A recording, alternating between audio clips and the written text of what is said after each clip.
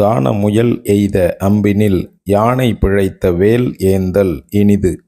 காட்டில் ஓடுகின்ற முயலை நோக்கி குறி தவறாமல் எய்த அம்பை ஏந்துதலை விட வெட்ட வெளியில் நின்ற யானை மேல் எறிந்து தவறிய வில் ஏந்துதல் சிறந்தது. அன்பிற்கினிய ஆசிரிய பெருமக்கள் அனைவருக்கும் வணக்கம். நான் முனைவர் பிரவீன், கிளாசிக் தமிழ் அகாடமி, சிதம்பரம். நம்ம அகாடமியில் 2024 வருடத்திலிருந்து தொடர்ச்சியாக முதுகலை தமிழாசிரியருக்கான பயிற்சி வகுப்புகள் நடத்தி கொண்டு வருகிறோம்.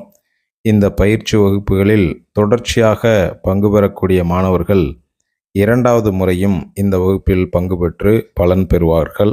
ஒரே கட்டணத்தில் நாம் எத்தனை முறை பயிற்சி அளித்தாலும் அதில் மாணவர்கள் பங்கு பெறுவர். இதுதான் நமது அகாடமியினுடைய சிறப்பு.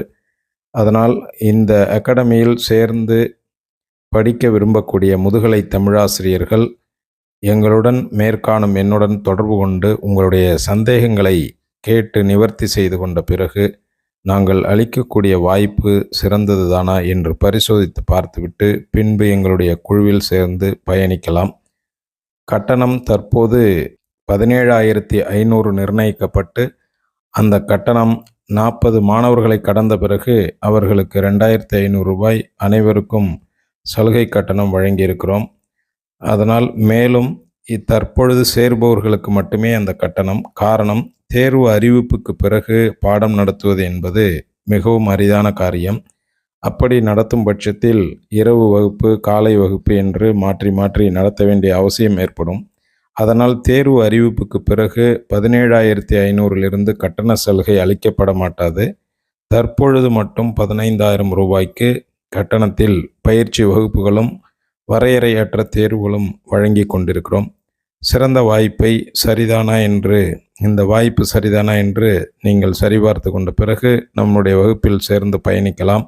நம்முடைய வகுப்பில் சேருவதால் என்னென்ன புதிய முறைகள் நாங்கள் மேற்கொண்டு இருக்கிறோம் என்பதை நீங்கள் கேட்டு தெரிந்து கொள்ளலாம். மேற்காணும் எண்ணுக்கு தொடர்பு கொண்டு எங்களுடைய பயிற்சியின் சிறப்பம்சங்களை நீங்கள் தெரிந்து கொண்ட பிறகு நமது குழுவில் சேர்ந்து பயணிப்பது பற்றி முடிவெடுக்கலாம். அனைவருக்கும் நன்றி. வாய்ப்பது ஒரு முறை, வாழ்த்தட்டும் தலைமுறை.